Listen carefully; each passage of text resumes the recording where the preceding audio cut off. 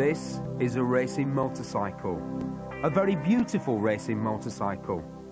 It also happens to be one of the most unorthodox motorcycles ever. And it's the design of one man, John Britton, and he made it in his garage in Christchurch, New Zealand. That motorcycle won this year's Battle of the Bears at the legendary Daytona Raceway in Florida. A victory that was the product of a unique ability and dedication that owes much to New Zealand's geography and culture. John Britton is an engineer. He built his own house largely from recycled materials, but he wasn't happy with just that. He designed and made his own fitments, right down to the taps and the door handles. I was single, and I just worked 18 hours days for 7 days a week for all those years, but it was almost trying to prove, I think, in a way that you didn't need money, that, you know, skill or hard work or what, and, you know, we could, in some ways, replace it. But the bike's the same thing. It's exactly the same thing. It's a high-quality product built on the shoestring. The quality comes from John's ability to think radically and then bring his ideas to life with the help of a few friends and the support of his wife and family. I think that has something to do with the Kiwi attitude of you can do anything and you can do it in your backyard, and I think that's a really special mentality and something that we ought to treasure in ourselves. The method may look simple, the technology is anything but. As much as possible of the Britton is built from carbon fibre, including the chassis, engine components, front suspension and even the wheels. And the carbon fibre starts as thread, not woven cloth. I've only bought one roll of this and I've built 3 motorbikes out of it. Still got a bit left. As the bike takes shape, it's astonishing to note that virtually all of it has been designed and built in New Zealand by John and his small team. Some 6,000 to 7,000 components, including the 1000cc V-twin engine. And sometimes things go wrong. I can't believe it. It's water.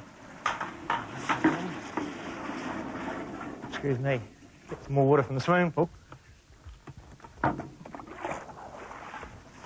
can't believe it. Thankfully, the bungled heat treatment didn't damage the crankcase casting, and after months of work, the bike was finally ready for a test run. Hopes were high, but disaster was waiting.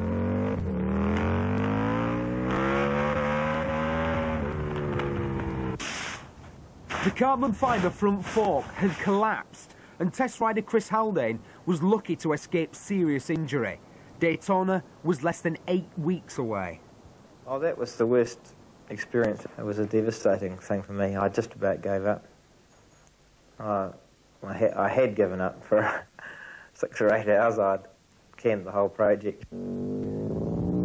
But you can't keep a good man down, not for long. And after a minor redesign of the forks, Andrew Stroud was able to test the bike successfully before it was flown out to Florida, bang on time for Speed Week. Their practice was looking promising until Andrew came in with a water leak. It looked serious, and it was serious, because if he didn't qualify, he couldn't race. So with the radiator brimming, he charged round for 2 laps to set a time, praying all the time that the engine didn't explode. Then it was necessary to find the fault and correct it overnight. It could have been easy, but it wasn't. A cracked cylinder liner on a unique engine 10,000 miles from home. The final, desperate solution was to weld it up and hope that it held through the race. That's if it could be put back together in time. That particular day, I think Harry clocked it up. It was 47 hours we worked without a stop, or something like that. And we wheeled the bike out to the racetrack at 7:30 in the morning, you know, and it was all fixed.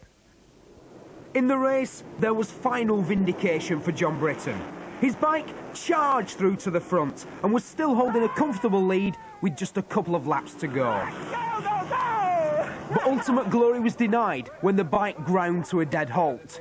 It was a faulty rectifier, ironically one of the few components John didn't make himself. It broke down, Sammy. It was so terrible when it didn't come around again. It was so terrible.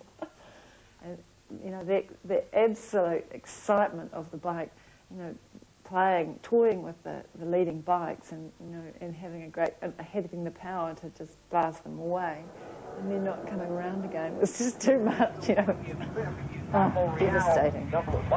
There was nothing to do except pack up and go home, and wait for the next opportunity to take on the big name, big money opposition. There were 5 wins in the New Zealand National Series that year, and then 4 world records to be set, before returning to Daytona last year for sweet victory in the Battle of the Twins, taking on the might of the Works Ducatis and beating them.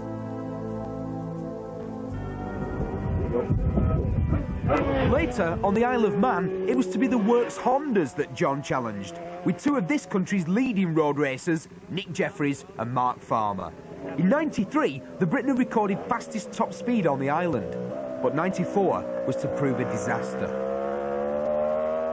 In practice for the Formula 1 race, Mark Farmer crashed and was killed. The team were devastated, drawing little comfort from knowing that the bike was not to blame. It is the most dangerous racetrack in the world, and it's a personal decision, and really everyone here has to abide by the decision of the rider and honour that decision and respect that decision and live with the consequences. Nick Jeffries battled on, but the race was stopped because of unbelievable rain and cold. Andy retired in the rerun race with water in the electrics, a legacy of the previous day's downpour. But the setback didn't change his opinion of John and the bike.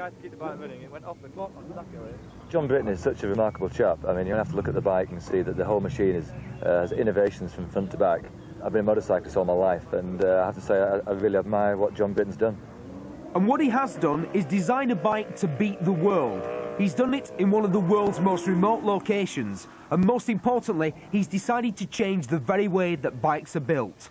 But why would anyone want to make life so difficult? I suppose for the satisfaction, the more difficult something is, the more satisfaction you get out of it if you get a good result.